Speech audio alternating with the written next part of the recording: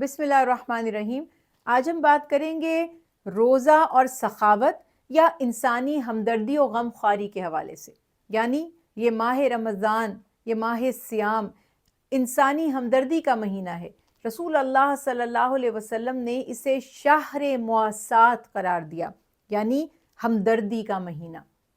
ہمدردی کیا ہے؟ انسان کا دوسرے انسان کے لیے دل میں احساس رکھنا،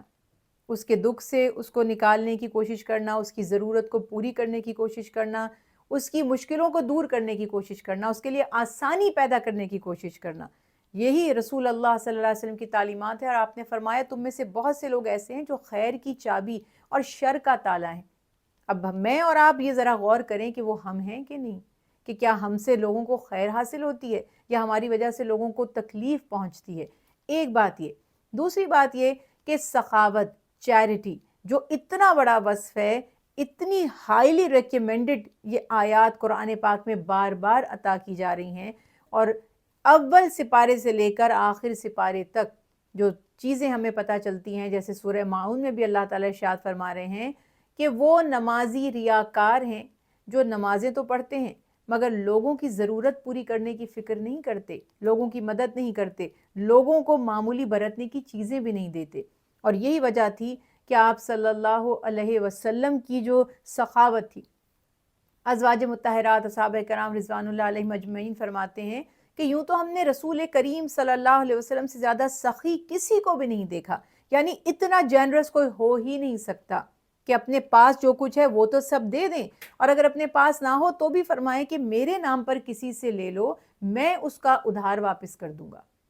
یہ سخاوت ازواج مطہرات ہماری جو مائیں ہیں وہ فرماتی ہیں کہ ماہ رمضان میں اللہ کے حبیب کی سخاوت بے پناہ بڑھ جاتی تھی۔ جیسے تیز ہوائیں چلتی ہیں نا،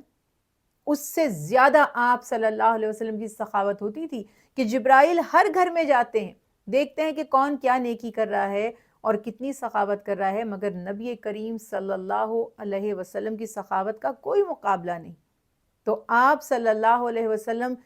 ہر دن جتنی سخاوت ماہ رمضان المبارک میں فرماتے تھے، آخری ایام میں اور خاص طور پر آخری جب ماہ رمضان کا دن آتا تھا، اس سے کئی گنا بڑھ کے آپ سخاوت فرماتے تھے۔ ہمیں حکم یہی ہے کہ جو مال ہم اللہ کی رضا کے لیے خرچ کرتے ہیں، ہمارے مالوں میں جن ناداروں کا، ضرورت مندوں کا، محتاجوں کا حصہ اللہ تعالیٰ نے خود دے کر ہمیں بھیجا ہے، تو یہ مال، یہ جو سخاوت ہے، یہ ہمارے مال کو پاک بھی کر دیتا ہے، ہمارے گناہوں کو بخشوا بھی دیتا ہے، اور ہمیں اللہ کے قریب بھی کر دیتا ہے۔ تو یہ بات ضرور یاد رکھیے کہ اس کا ایک بہترین طریقہ اسپیشلی زکوٰۃ کی صورت بھی ہے۔ اکثر لوگ ماہ رمضان المبارک میں زکوٰۃ ادا کرتے ہیں، اور اس میں بھی ان کا مقصد یہ ہوتا ہے کہ اس ماہ میں ہمیں زیادہ ثواب مل جائے گا۔ ویسے تو پورے سال ہی آپ زکوٰۃ ادا کر سکتے ہیں، جب آپ کا ایک سال گزر جاتا ہے مال پر، یا سالانہ جو دن بھی آپ مقرر کریں آپ اس پہ زکوٰۃ دے سکتے ہیں، لیکن ماہ رمضان میں صحابہ کرام رضوان اللہ علیہ مجمعین کا، پیارے رسول صلی اللہ علیہ وسلم کا یہ معمول تھا کہ جو لوگ روزے رکھ رہے ہیں،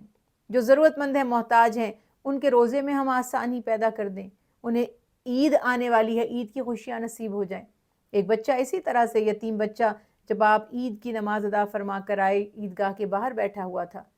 اور بڑا اداس تھا، آپ صلی اللہ علیہ وسلم نے فرمایا آج تو عید کا دن ہے، تم کیوں اداس ہو؟ تو وہ کہتا ہے کہ میں یتیم ہوں، میرا باپ نہیں ہے، اور میری ماں نے میری عید کے کپڑے نہیں بنائے۔ آپ نے فرمایا کیا تم اس بات کو پسند کرو گے کہ عائشہ جیسی تمہاری ماں ہو رضی اللہ تعالیٰ عنہ،